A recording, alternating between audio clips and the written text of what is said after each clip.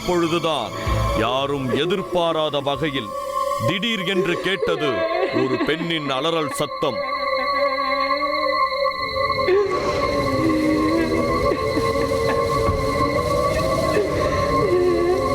நாம் கேட்டது உண்மையிலேயே பெண்ணின் அலறல் சத்தம்தானா அல்லது பயத்தில் நமக்கு ஏற்பட்ட பிரம்மையா என்ற குழப்பத்தில் நாம் திணறிக் கொண்டிருந்த பொழுது மீண்டும் கேட்டது ஒரு பெண்ணின் அலறல் சத்தம்.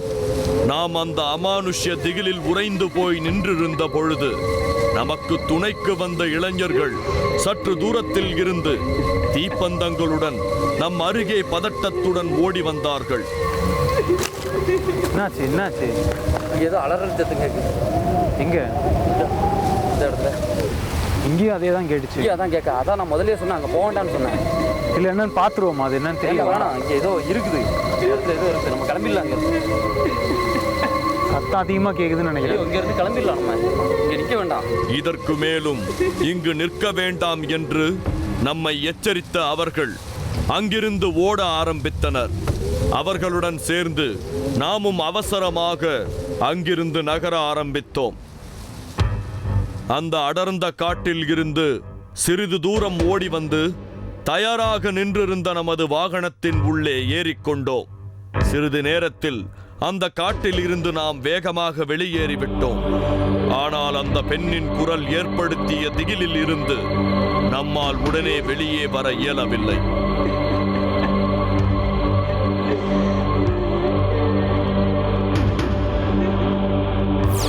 பாண்டிச்சேரியில் அமைந்துள்ள பாரிஜாத கண்ணன் ஆலயம் பற்றியும் அங்கு வரும் பக்தர்களுக்கு கேன்சரை போக்கும் அதிசய வெற்றிலை பிரசாதம் கொடுக்கும் சிகிச்சை முறையிலையும் தொடர்ந்த நிகழ்ச்சியில் பார்க்கலாம். காங்கிரசிற்கு கை சின்னம் கொடுத்த பாண்டிச்சேரி பாரிஜாத கண்ணன் கேன்சரை போக்கும் அதிசய வெற்றிலை பிரசாதம்.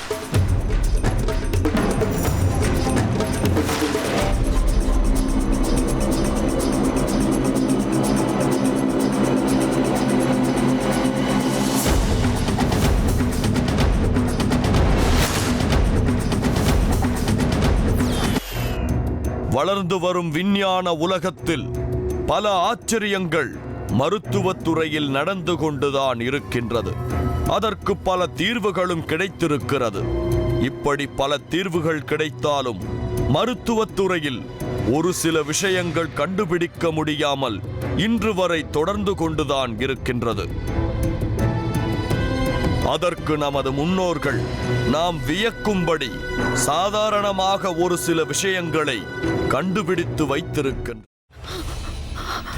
இதுக்கு மேல என்ன சொல்ல போற? சொல்றதுக்கு வேற ஏதாவது போய் இருந்தா சொல்லிடு. அவதான் ஏமாத்தி எல்லாத்தையும் என்கிட்ட இருந்து பறிச்சிட்டான்னு பார்த்தா நீயும் இப்ப அதே தான் பண்ணிருக்க. ஏன் ஆலியா, ஏன் இப்படி பண்ண? இந்த உலகத்துல பாட்டிக்கு அப்புறம் நான் யார் மேலேயாவது உயிரையே வச்சிருக்கேன்னா அது ஊ மேலதான் உனக்கு தெரியாதா? ஏன் இப்படி பண்ண ஆலியா? உனக்கு காசு பணம் அவ்வளவு முக்கியமா போயிடுச்சு. அதுக்காக நம்ம உறவை கூட மறந்துடுவியா?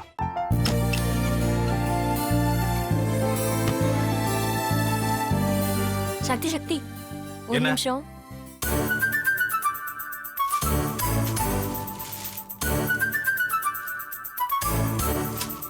இந்தாங்க.